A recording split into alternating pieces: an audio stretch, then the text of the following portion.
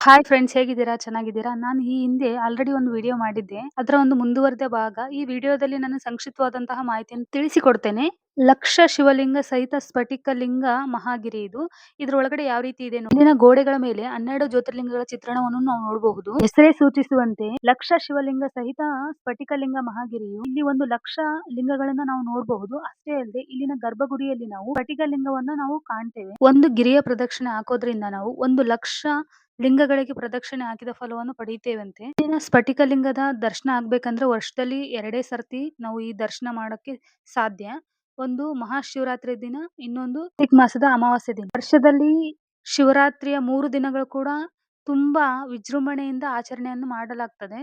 ಅಷ್ಟೇ ಅಲ್ಲದೆ ಕಾರ್ತಿಕ ಮಾಸದಲ್ಲಿ ಲಕ್ಷ ದೀಪೋತ್ಸವ ಕಾರ್ಯಕ್ರಮ ಕೂಡ ನಡೆಸಲಾಗುತ್ತೆ. ಇಲ್ಲಿನ ಪ್ರತಿ ಅಮಾವಾಸ್ಯೆಯೂ ಕೂಡ ಅನ್ನ ಪ್ರಸಾದವನ್ನು ನೀಡಲಾಗ್ತದೆ. ಇಲ್ಲಿನ ಗರ್ಭಗುಡಿಯಲ್ಲಿರುವ ಲಿಂಗವು ಸ್ಫಟಿಕದ ಲಿಂಗವಾಗಿರೋದ್ರಿಂದ ತುಂಬಾ ವಿಶೇಷ ಅಂತ ಹೇಳ್ಬೋದು. ನೋಡಿ, ಲಿಂಗಗಳ ಜೋಡಣೆ ಯಾವ ರೀತಿಯಾಗಿದೆ. ಇದು ನೋಡೋದಕ್ಕೆ ಒಂದು ಗಿರಿಯ ಮಾದರಿಯನ್ನು ಹೋಲುತ್ತೆ. ಒಂದು ಗಿರಿಯಲ್ಲಿ ನಾವು 1,00,000 ಲಿಂಗಗಳನ್ನ ಕಾಣ್ತೇವೆ. ಗಿರಿಯ ಗರ್ಭಗುಡಿಯ ಪ್ರವೇಶ ಮಾಡೋದಕ್ಕೆ ನಮ್ಗೆ ಎರಡೂ ಬದಿಯಲ್ಲಿ ಕೂಡ ನಮ್ಗೆ ಮುಖ್ಯ ದ್ವಾರಗಳು ಕಾಣ್ತವೆ. ಇಲ್ಲಿ ನೋಡಿ, ದೇವಸ್ಥಾನದ ಮುಂಭಾಗ ಯಾವ ರೀತಿ ಇದೆ ಅಂತ ಹೇಳ್ಬಿಟ್ಟು. ಮುಂಭಾಗದಲ್ಲಿ ನಮ್ಗೆ ಶಿವನನ್ನು ಪ್ರಾರ್ಥಿಸುತ್ತಿರುವ ಚಿತ್ರಣವನ್ನು ಇಲ್ಲಿ ಬಿಂಬಿಸಲಾಗಿದೆ. ಲಿಂಗಗಳ ರಚನೆ ಒಂದು ದೊಡ್ಡ ಲಿಂಗದ ಸುತ್ತಲೂ ಚಿಕ್ಕ ಚಿಕ್ಕ ಲಿಂಗಗಳು ಯಾವ ರೀತಿ ಕಾಣ್ತವೆ ಅಂದ್ರೆ ಜೇನಿನ ಗೂಡಿನಂತೆ ಕಾಣ್ತವೆ. ವಿಡಿಯೋದಲ್ಲಿ ತಿಳಿಸಿರುವ ಮಾಹಿತಿ ನಿಮ್ಗೆ ಇಷ್ಟ ಆದ್ರೆ ಲೈಕ್ ಮಾಡಿ, ಶೇರ್ ಮಾಡಿ, ಸಬ್ಸ್ಕ್ರೈಬ್ ಮಾಡಿ. ಮತ್ತೆ ಸಿಗುವ ಮುಂದಿನ ವಿಡಿಯೋದಲ್ಲಿ ನಿಮ್ಮ ಅಭಿಪ್ರಾಯವನ್ನು ಕಮೆಂಟ್ ಮೂಲಕ ತಿಳಿಸುವುದನ್ನು ಮರಿಬೇಡಿ. Thank you for watching.